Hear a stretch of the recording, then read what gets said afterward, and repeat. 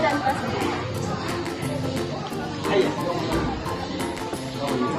Assalamualaikum warahmatullahi wabarakatuh. Waalaikumsalam warahmatullahi wabarakatuh. Di sini Ibu akan memasuki kelas 3 dan kelas 4. Ibu Pianinya ada kegiatan, jadi Ibu akan memasuki kelas 4. Di sini kelas 3 ada yang tidak hadir? Hadir semua, Bu. Kelas 4 ada yang tidak hadir? Hadir semua, Bu. Oke, sebelum kita mulai pelajaran, adalah ketua kelas mana? Silakan pimpin doa. Om. Doa mulai.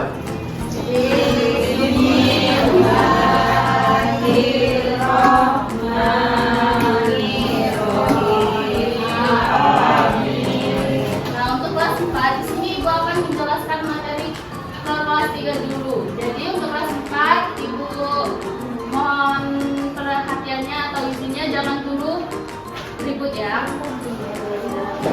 Oke, di sini kelas 3 materi hari ini ada yang tahu? Materi kita hari ini adalah apa sih benda padat, cair, dan gas? Ada yang tahu benda padat, cair, dan gas itu apa? Tidak? Oke, benda padat adalah benda yang memiliki bentuk dan ukuran yang tepat, tidak diubah-ubah walaupun dipindahkan kemanapun. Contoh benda padat ada yang tahu apa? Lilin. Selain lilin apa lagi? Buku yang ada di kelas apa lagi? Ya, betul. Ciri-ciri benda padat itu bentuknya tidak berubah-ubah walaupun dipindahkan ke tempat lain. Memiliki volume isi tetap, tidak mengecil atau membesar dengan sendirinya. Tidak mengikuti bentuk wadahnya. Kalau kita memasukkan batu ke dalam ember, bentuk batu tetap seperti itu, tidak berubah-ubah jadi bulat seperti ember. Susunan partikel sangat rapat. Ini membuat benda padat kuat dan tidak mudah berbentuk benda. Kesimpulannya adalah benda padat yang bentuk ukurannya tidak berubah-ubah walaupun dipindahkan. Benda padat tidak mengikuti bentuk tempatnya dan bisa disentuh atau dipegang. Nah, sekarang ke benda cair. Ada yang tahu contoh benda cair itu apa? Air. Selain air apa lagi? Apa lagi? Teh dan minyak. Minyak itu adalah benda cair. Oke, sekarang benda cair itu adalah benda yang bentuknya bisa berubah-ubah, mengikuti wadahnya, tetapi volume isinya tetap. Ciri-ciri benda cair, bentuknya tidak tetap, bentuknya akan berubah sesuai dengan bentuk wadahnya. Misalnya air di dalam gelas akan berbentuk seperti gelas, dan jika dipindahkan ke botol, bentuknya akan seperti botol. Mengalir dari tempat tinggi ke tempat rendah, dari tempat tinggi ke tempat rendah. Kalau ditentukan, benda cair akan mengalir turun. Volume tetap, jumlah atau isi cairan tidak berubah walaupun dipindahkan ke wadah yang berbeda. Permukaannya selalu datar. Air di dalam wadah selalu memiliki permukaan yang datar. Nah, kesimpulannya benda cair adalah benda yang bentuknya mengikuti wadah tetapi isinya tetap. Benda cair juga bisa mengalir dan memiliki permukaan yang datar. Sekarang kita ke benda gas. Ada yang tahu contoh benda gas itu apa? Udara, oksigen, asap kendaraan atau asap rokok. Itu adalah ciri benda gas. Benda gas adalah benda yang tidak memiliki bentuk dan volume yang tetap. Gas akan mengisi seluruh ruang yang ditempatinya walaupun kita tidak bisa melihatnya dengan mata. Nah, contoh sederhana percobaan benda gas.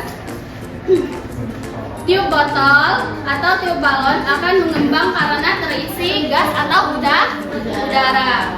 Tutup gelas panas akan muncul embun karena uap air berubah menjadi air. Itu kesimpulan benda gas adalah benda yang tidak bisa dilihat secara langsung, tidak punya bentuk tetap, dan selalu mengisi ruang tempatnya berada walaupun tidak kelihatan.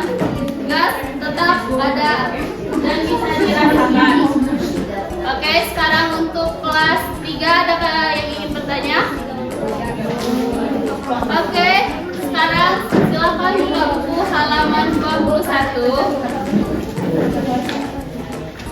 Nah, di sana ada soal tentang benda gas, benda cair, dan benda padat. Silakan anak-anak untuk menjawab soal tersebut.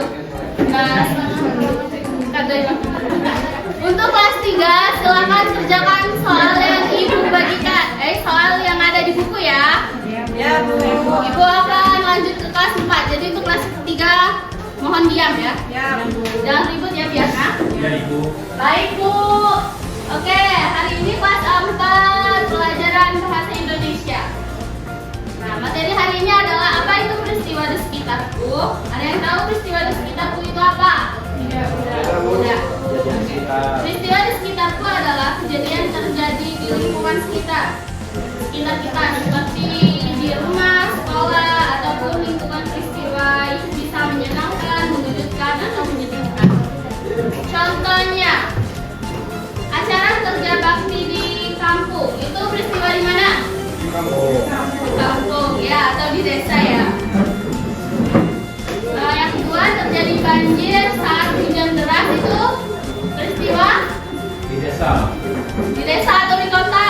Di kota ya, itu kebanyakan di kota ya. Oke, saat mengamati peristiwa, kita perlu mengetahui beberapa hal yang penting, yaitu apa yang terjadi, jenis peristiwa, siapa yang terlibat, orang-orang yang ada di dalam peristiwa, di mana peristiwa itu terjadi, tempat kejadiannya, kapan peristiwa itu terjadi, waktu kejadian, dan mengapa itu terjadi.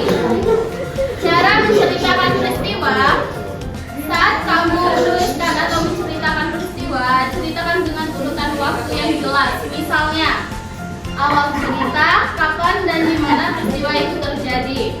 Isi ceritanya apa yang terjadi, ada siapa yang terlibat, akhir cerita bagaimana peristiwa itu berakhir dan apa akibatnya.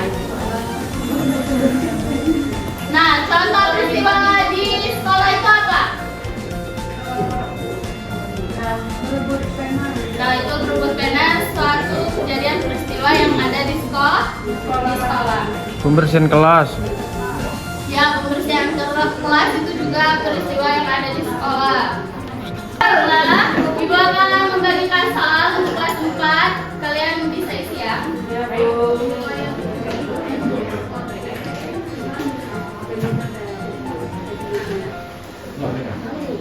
Untuk kelas 3, apakah kalian sudah mengerjakan soalnya? Sudah, Bu. Silakan kumpul.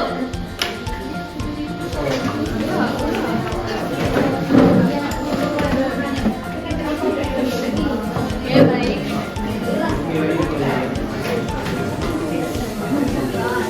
Dan untuk kelas 4, apakah sudah menjawab? Sudah, Bu. Ibu ambil ya.